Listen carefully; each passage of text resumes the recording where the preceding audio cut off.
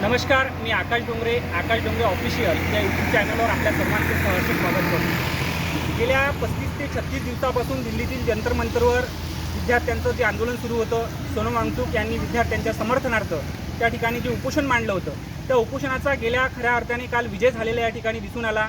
कारण विद्यार्थ्यांची जी मागणी होती की नीट पेपर फुटी प्रकरणाची जबाबदारी स्वीकारून या देशाच्या केंद्रीय शिक्षण मंत्र्यांनी आपला राजीनामा द्यावा आणि या राजीनाम्यासाठी सतत विद्यार्थ्यांना 35 ते 36 दिवस त्या ठिकाणी लढावं लागलं। या पोलिसांच्या लाठ्या खाव्या लागल्या। अक्षरशः या देशामध्ये इंग्रजांचं राज्य आहे की काय हा प्रत्यय त्या ठिकाणी आला। कारण जे अमानुषपणे त्या पोलिसांनी विद्यार्थ्यांना मारलं ते अक्षरशः या प्रत्येक भारतीयाचं मन हेलावून टाकणारं होतं। अक्षरशः त्या ठिकाणी काही विद्यार्थ्यांचे डोळे निकामी झालेले आहेत।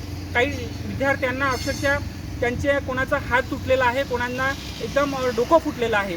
अक्षरशः ते विद्यार्थी या देशाच्या प्रधानमंत्र्यांना, या सरकारला न्याय मागत होते की आमची एकच विनंती आहे की ज्या शिक्षण मंत्र्यांच्या काळात हा पेपर फुटलेला आहे, ज्यामुळे अनेक विद्यार्थ्यांना या ठिकाणी आत्महत्या कराव्या लागलेल्या आहेत, अनेक विद्यार्थ्यांचं भवितव्य त्या ठिकाणी दावलींना टांगल्या गेलेलं आहे, त्या शिक्षण मंत्र्यांनी या देशाचा या शिक्षण खात्याचा प्रमुख म्हणून आपली नैतिक जबाबदारी स्वीकारून आपला राजीनामा द्यावा। या साध्या मागणीसाठी जर या विद्यार्थ्यांना या जगातील सर्वात मोठी लोकशाही असलेल्या देशामध्ये 35-36 दिवस जर त्या ठिकाणी उपोषण करावं लागत असेल तर या सरकारसाठी ही लाजिरवाणी गोष्ट आहे। आणि याच गोष्टीवर या देशातल्या राज्यातल्या लोकांच्या नेमक्या प्रतिक्रिया काय आहेत ते आपण या ठिकाणी जाणून घेऊयात। आपल्यासोबत आहेत महाराष्ट्रातील अकोला जिल्ह्यातील बोरगाव मंजूचे सामाजिक कार्यकर्ते आणि प्रतिष्ठित नागरिक भाऊरावजी वानखडे। त्यांना विचारू की सरकारच्या या वागणुकीवर आपलं मत काय आहे। माझं मत असं आहे की हे सरकार आधीच करू शकले असते, परंतु यांनी हिटलरशाही दाखवली आणि आमच्या संविधानाला गालबोट लागलं। बाबासाहेब आंबेडकरांनी लिहिलेलं पवित्र संविधान करुणा, दया, माया याच्यावर आधारित आहे आणि प्रत्येक नागरिकाला आपला मागण्याचा अधिकार आहे। लोकशाहीच्या पद्धतीनं आंदोलन चालू होतं 30-35 दिवस जंतर मंतरवर, परंतु यांनी हिटलरशाही वागून, हिटलरशाहीचा वापर करून धर्मेंद्र प्रधान, छोटीशी गोष्ट आहे राजीनामा देणं म्हणजे, धर्मेंद्र प्रधान यांचा राजीनामा लांबणीवर टाकला आणि अत्यंत महत्त्वपूर्ण भारताचे सोनमजी वांगचुक यांना 20-25-30 दिवस उपास राहून शरीराला अत्यंत यातना सहन कराव्या लागल्या। तेच तरुण पोरांनी लाट्या काट्या खाऊन निर्दयीपणे मारहाण करून पोलिसांनी अमानुषपणे मारहाण केली आणि त्यांच्यावर खटले भरले। ते न करता संविधानामध्ये असं आहे कोणीही लोकशाहीच्या पद्धतीनं आंदोलन करू शकते, परंतु अभिजित दिपके यांनी जे अमेरिकेचं आपलं शिक्षण सोडून भारतातल्या अन्यायाविरुद्ध आवाज उचलण्याचं काम केलं, त्यांचा धन्यवाद।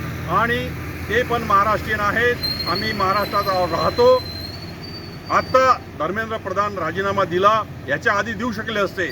नरेंद्र मोदी साहेब अत्यंत क्रूरपणे वागत आहेत, अमित शहा अत्यंत क्रूरपणे वागत आहेत। भारतात अशी पद्धत चालत नाही आणि तरुण पोरांसमोर सरकार झुकली, हे सिद्ध झालं। तरुण पोरांचा विजय झाला। तरुण पोरांनी जे नव्हतं घडायला पाहिजे ते घडून दाखवलं, करून दाखवलं। धन्यवाद तरुण पोरांचा।